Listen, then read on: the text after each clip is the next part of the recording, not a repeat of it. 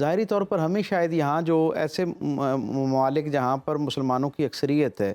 ان ممالک میں رہنے والے مسلمانوں کو شاید اس کی سنجیدگی کا اور اس کی حساسیت کا اس طرح اندازہ شاید نہیں ہوتا جس طرح ہمارے وہ بہن بھائی اس کا شکار ہوتے ہیں اور اس کو فیس کرتے ہیں جی، جو نسبتاً اقلیت میں کچھ ممالک کے اندر رہتے ہیں، اور وہاں روزانہ کی بنیاد پر انہیں اس کو فیس کرنا پڑتا ہے، اور اس کی جو حساسیت ہے اس کو وہ ان کی ڈے ٹو ڈے لائف کو چیلنج کرتی ہوئی نظر آتی ہے۔ یقیناً آپ کا سوال جو ہے اس کے ذیل میں تو یہ کہوں گا کہ دنیا بھر کے اندر جتنے غیر متعصب ذہن ہیں، اب بالآخر آہستہ آہستہ وہ اس حساسیت کو سمجھنا شروع ہو گئے ہیں، اور وہ یہ سمجھتے ہیں کہ اگر اس معاشرے کا اس کرۂ ارضی کے اوپر آباد انسانوں کے درمیان امن کی فضا کو قائم رکھنا ہے، گویا اس کرے کے امن کا اگر کوئی حقیقی طور پر کوئی سورس ہو سکتا ہے تو وہ یہی ہے کہ تہذیبوں کا آپس میں تصادم نہ ہو اور لوگوں کے جذبات، احساسات، ان کے نظریات، ان کے عقائد کا احترام کیا جائے۔ ہوں، اسی کی نسبت اور تعلق سے دیر آئے درست آئے، اور یقیناً ہم سمجھتے ہیں کہ جب بین الاقوامی دنیا کے اندر اس ایک بڑی تعداد کے اندر لوگ جو ہیں وہ آپ یہ سمجھیں کہ اس کے اوپر ہوم ورک کر رہے ہوں اور بہت ساری قوتیں اس کے اندر اپنا انپٹ دے رہی ہوں، فائنینشلی بھی اور میڈیا کے اعتبار سے بھی اور کئی اور حوالوں سے بھی، تو وہاں پر پھر خیر کے لیے آواز بلند کرنا اور پھر اس پہ کونسلنگ کرنا اور لوگوں کی ہوں، ذہن سازی کرنا، یقیناً اس کے اندر کچھ وقت لگتا ہے، لیکن میں سمجھتا ہوں کہ ایک اچھا آغاز ہے، اور دنیا کے باقی یہ بڑی خوشگوار تبدیلی ہے جب ہم یہ دیکھتے ہیں کہ اب اسلاموفوبیا کے حوالے سے ڈنمارک جیسا ملک جہاں پر جی، پچھلے بالکل۔ کچھ عرصے میں اس کی بڑی تیزی سے لہر جو ہے وہ ہماری نظر سویڈن سے میں بھی گزری، ایون اور اب اگلے درجے پہ سویڈن کے اندر ابھی قانون پاس نہیں ہوا لیکن وہاں ٹیبل ہو ہاں چکا جی، ہے، بالکل۔ کانسٹیٹیوشنل فورم ان کا جو ہے اس پہ ٹیبل ہے، اور ہم توقع کرتے ہیں کہ دسمبر کے اندر اندر ہی جو ہے انشاءاللہ وہ وہاں سے بھی ایک اچھی خبر آئے گی، اور نہ صرف یہ کہ ڈنمارک اور سویڈن بلکہ ان کے علاوہ دنیا کے 6 سے 8 اور ممالک ایسے ہیں جہاں کی کانسٹیٹیوشنل فورم جو ہیں، یعنی وہاں کی پارلیمنٹس جو ہیں یا جہاں قانون یا آئین سازی ہوتی ہے، ان فورمز کے اوپر اسی سے ملتا جلتا قانون جو ہے وہ ڈاکٹر صاحب پاس ویسے کیا جا رہا ہے، تو یہ بڑی خیر کی بات ہے۔ خیر کی بات ہے جی۔ اسلام کا مطلب بھی پیس ہے، امن ہے، تو پھر اسلام سے اتنا خوف کیوں لوگوں کو؟ ہمیں یہ بڑی اچھا اور بنیادی سوال ہے، اور یہ اگر اس سوال کا جواب دریافت کر لیا جائے اور غیر متعصب ہو کے دریافت کیا ہوں، جائے تو میں سمجھتا ہوں کہ یہ سارا سفر جو ہے اس کو سمجھنے کا، اس کے نفاذ کا، وہ بہت آسان ہو جاتا ہے۔ اسلاموفوبیا 2 لفظوں کا مجموعہ ہے، اسلام اور فوبیا۔ اسلام سے مراد دین رحمت اور فوبیا سے مراد بالکل، لوگ سمجھتے ہیں خوف ہے، خوف، حالانکہ ماہرین نفسیات ہمیں یہ بتاتے ہیں کہ there is a little difference between fear and phobia. Fear وہ ہوتا ہے، اس خوف کو کہتے ہیں جس کا جواز ہمارے پاس موجود ہوتا ہے، جس کی دلیل ہوتی ہے، جو ہوں، ایکسپریسیبل ہوتا ہے، جو بتایا جا بتایا سکتا ہے۔ جاتا فوبیا وہ خوف ہوتا ہے جس کی ظاہری طور پر کوئی دلیل موجود نہیں ہوتی، اور اسلاموفوبیا کو میں یہی سمجھتا ہوں کہ ہمارے جو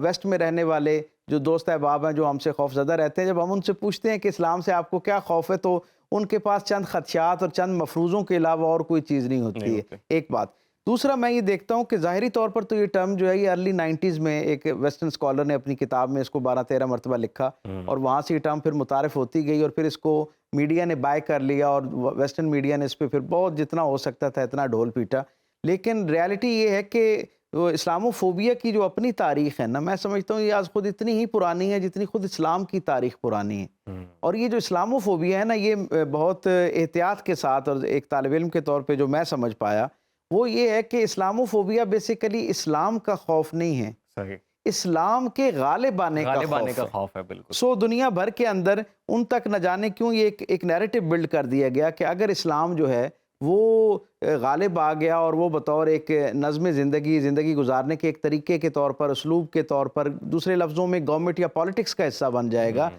تو اس کا نقصان یہ ہوگا کہ پھر ان کا جو ہے وہ ڈومینیشن ہو جائے گی، اور الٹیمیٹلی آہستہ آہستہ چلتے چلتے تو پھر اب طارق وہ صاحب، جو سختی ہے جو اسلام کے ساتھ جی، جی، غیر ضروری طور پر منسوب کر دی گئی ہے، غیر حقیقی طور پر منسوب کر دی گئی ہے، اس سختی کا خوف دلا کر وہ جو ایک مفروضہ بیان کیا گیا ہے، اصل میں اس خوف کو دکھا کے اسلام سے دور کرنے کی کوشش کی جاتی ہے۔ کوشش کی جا رہی۔ تو ابھی ہم یہ دیکھ رہے ہیں کہ یورپین کنٹریز میں جو قانون سازی ہو رہی ہے، تو اب آپ کو لگ رہا ہے کہ مغرب کی سوچ میں اب تبدیلی آ رہی ہے؟ یقیناً وہاں کا جو ایک عام شہری ہے نا، آپ یہ دیکھیں کتنی دلچسپ معاملہ ہے کہ دنیا کے جس ملک نے سب سے زیادہ اس کے اوپر فائنانس کیا، سب سے زیادہ کمپین کی، سب سے زیادہ اہتمام کے ساتھ، پلاننگ کے ساتھ، حکمت عملی کے ساتھ اپنی ساری توانائیاں وسائل صرف کرنے کے بعد ایک نیریٹو بلڈ کیا، دنیا کا وہ ملک جس نے سب سے زیادہ محنت کی اسلاموفوبیا کو اسٹیبلش کرنے کے حوالے سے، ہوں، ہم یہ دیکھتے ہیں کہ پچھلے 10 سالوں میں ہر سال کی بنیاد پر سب سے زیادہ کنورژن جس دین یا نظریہ حیات یا اسکول آف تھاٹ کی طرف ہو رہی ہے اس ملک کے اندر وہ اسلام کی طرف ہو رہی ہے. اس کا سادہ مطلب یہ ہے کہ سب سے زیادہ لوگ جو ہیں وہ وہاں پر ہلکا بگوش اسلام ہو رہے ہیں, اسلام کو قبول کر رہے ہیں. تو وہ معاشرہ جہاں پر سرکاری طور پر, نیم سرکاری طور پر سامنے نظر آنے والے ذرائع اور نہ نظر آنے والے ذرائع, سارے ذرائع سے اسلام کا خوف پیدا کیا جا رہا تھا, گویا اسے دور کرنے کی ایک شعوری کوشش کی جا رہی تھی, اسی معاشرے کا نتیجہ یہ ہے کہ وہاں لوگ سب سے زیادہ اسلام کے قریب بنے. اس کا سبب کیا ہے؟ ہم اس کے اسباب پہ اگر غور کریں تو ہمیں پتہ چلتا ہے کہ ایک تو اسلام کا اپنا جو نظریہ ہے, اور اسلام کو جب سمجھنا کو شروع کرتا ہے, میں ہمیشہ یہ کہا کرتا ہوں کہ ایک ایسا دین جس کا نام ہی اسلام ہے, سلامتی ہے, اور پھر وہ دین جو قبرستان کے پاس سے گزرتے ہوئے مردوں کے لیے بھی سلامتی کا پیغام دینے کی ترغیب دلاتا ہے, تربیت دیتا ہے, جو مردوں کے معاملے میں اتنی سلامتی کی فکر مندی رکھتا ہے, وہ زندوں کے معاملے میں اور معاملات میں کس درجے کی سلامتی کی خواہش مند ہوگا. تو اس سے ہمیں دنیا بھر کو ایک تو یہ پیغام جانا شروع ہو گیا الحمدللہ. دوسرا یہ ہے, میں یہ سمجھتا ہوں کہ یہ اسلاموفوبیا کو جو سمجھنے کا ایک نیریٹو ہے, یہ جو کاؤنٹر نیریٹو جسے ہم کہہ سکتے ہیں, اسلام کی صحیح تفہیم جو ہے, اس میں ایک بہت بڑا کردار جو ہماری مسلم کمیونٹی وہاں پر رہتی ہے. میں ویسٹ میں جاتا ہوں اور میں جب وہاں نئے نیو مسلم سے پوچھتا ہوں کہ آپ کو کس چیز نے کنورٹ کیا, حالانکہ آپ کے گرد و پیش میں تو ہر طرف جو ہے وہ اس کے حوالے سے اسلاموفوبیا کو گویا اسٹیبلش کرنے کی کوشش کی جا رہی ہے, اور آپ جو ہے وہ اسلام کی طرف کیسے آئے؟ ڈاکٹر صاحب ایسے اس کنورٹ ہونے سے تو خوف آ رہا ہے. ہاں, وہ کیا کہتے ہیں, وہ یہ کہتے ہیں کہ جی ہمیں یہ جو شور تھا نا, اس خوف نے ہمیں اسلام کو جاننے کی طرف راغب کیا. سب سے پہلے ایک انسان کی فطرت ہے, جیسے آج کل سموگ ہے, ہمارے ہاں بہت سے لوگوں کی طبیعت خراب ہو رہی ہے نا, تو شاید آج سے 20 سال پہلے لوگ سموگ کو اس طرح نہیں ڈسکس کرتے ہوں گے, نہ اس کو جاننا چاہتے ہوں گے. اب ایک مسئلہ اور ایک خوف پیدا ہوا تو لوگ اس خوف کے نتیجے میں اسے جاننا شروع ہو گئے. اسلاموفوبیا کے حوالے سے بھی لوگوں کو جب خوف پیدا ہوا تو لوگوں نے اسلام کو جاننا شروع کیا کہ بھائی یہ کتنا نقصان دہ, اس سے کتنا بچنا ہے. جب وہ قریب آئے تو وہ ہمیں یہ کہتے ہیں کہ جو مسلمز ہیں یہاں کے, جو اس جدید دنیا کا جو باسی, مسلمان باسی, وہ کہتے ہیں جب ہم انڈیویجول کیپیسٹی میں ان کے ساتھ معاملات کرتے ہیں تو ہمیں لگتا ہے کہ از اے بیٹر پرسن, وہ معاشرے کا بہترین آدمی ہے. پھر وہ کہتے ہیں جو آپ کا گھرانے کا نظام ہے, اور پھر جو حقوق و فرائض کی تقسیم ہے, وہ جو رشتوں کا تقدس ہے اور اس کی حلاوت ہے, اس سے تو زندگی بہت آسان ہو جاتی ہے. پھر وہ یہ کہتے ہیں کہ ہمیں انسانوں کے ساتھ جو معاملات میں اسلام رہنمائی عطا کرتا ہے, اور جو آسانی عطا کرتا ہے, جو خوبصورتی عطا کرتا ہے, اس نے ہمیں سوچنے پہ مجبور کیا کہ جو بندوں سے معاملات کے معاملے میں اتنا بہترین دین ہو سکتا ہے, نظریہ حیات ہو سکتا ہے, وہ بندے اور اس کے خالق, اس کے رب, اس کے مالک کے ساتھ تعلقات میں کتنا بہترین ہوگا.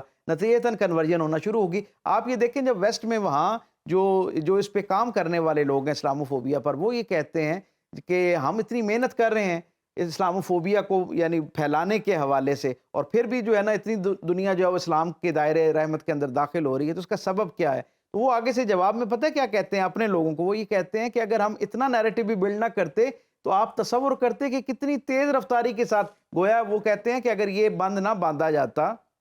تو شاید 2050 تک جو ہے وہ غالب اکثریت یورپ کے اندر بھی اور امریکہ کے اندر بھی ایک بڑی نظر آنے والی اکثریت جو ہے وہ مسلمانوں کی ہو چکی ہے. طارق صاحب, اب جو شمع پاکستان نے جلائی تو اب دیگر اسلامی ممالک پر بھی کوئی ذمہ داری ہے, اور ساتھ مل کر پاکستان کو الحمدللہ اللہ نے اس حوالے سے بین الاقوامی ایک ذہن سازی کا, اور دنیا کے بہت سارے ممالک کو اس معاملے کی جو اصل ہے اس تک سوچنے کے حوالے سے دعوت فکر جو ہے وہ اس کا سہرا بلا مبالغہ پاکستان کے حق میں جاتا ہے. اس لیے نہیں کہ آپ اور میں پاکستان سے ہیں اور ہمارے دل پاکستان کی محبت میں مہکتے ہیں, یہ ایک بالکل ریالٹی ہے کہ بحمدی تعالیٰ جیسے دنیا بھر کے اندر جہاں بھی کہیں انسانوں کے ساتھ زیادتی ہو رہی ہوتی ہے اور بالخصوص مسلمانوں کی حق تلفی ہو رہی ہوتی ہے, تو جیسے پاکستان سے آواز اٹھتی ہے, بالکل اسی طرح اسلاموفوبیا کے حوالے سے بھی پاکستان نے بڑی مؤثر آواز اٹھائی. اور اسی کے نتیجے میں دیکھیں جو international institute for Islamophobia studies جس کی ذمہ داری پاکستان میں میرے پاس ہے, ہم یہ دیکھتے ہیں کہ یہ اس طرح کے بہت سارے اور فورمز کی ضرورت ہے جو لوگوں کو جب ہمارا دل دکھتا ہے سرکار دو عالم صلی اللہ علیہ وسلم کی شان میں کوئی گستاخی کرتا ہے, قرآن حکیم کے حوالے سے کوئی غیر ذمہ دارانہ حرکت ہوتی ہے, تو یقیناً ہمارے دل جو ہیں وہ دکھتے ہیں. ہم اس پر جذباتی ریئیکٹ کرنے کی بجائے, کیونکہ بنیادی طور پر ہم یہ سمجھتے ہیں کہ ایک علمی مسئلہ ہے, یعنی ایک ڈس انفارمیشن کو بنیاد بنا کر لوگوں کا ذہن اسلام سے متنفر کرنے کی کوشش کی جاتی ہے. تو اس ڈس انفارمیشن کو یہ جو جذبات کا اظہار ہے, اس طرح کا کوئی انسیڈنٹ ہوتا ہے تو ہم سڑکوں پر نکلتے ہیں, اپنا احتجاج کرتے ہیں, یقیناً یہ ایک فطری بات ہے اور اس کی کوئی ذی شعور آدمی اس کی نفی نہیں کر سکتا. ان جذبات کے اظہار کی اپنی اہمیت ہے, لیکن دیر پا جو اس کا حل ہے وہ یہ ہے کہ ڈس انفارمیشن کو ہمیشہ رائٹ انفارمیشن سے ہی ریپلیس کیا جا بڑی سکتا ہے. خوبصورت بات کی آپ نے کہ ڈس انفارمیشن کو ہمیشہ سے رائٹ انفارمیشن کے ذریعے ہی کاؤنٹر کیا جا سکتا ہے.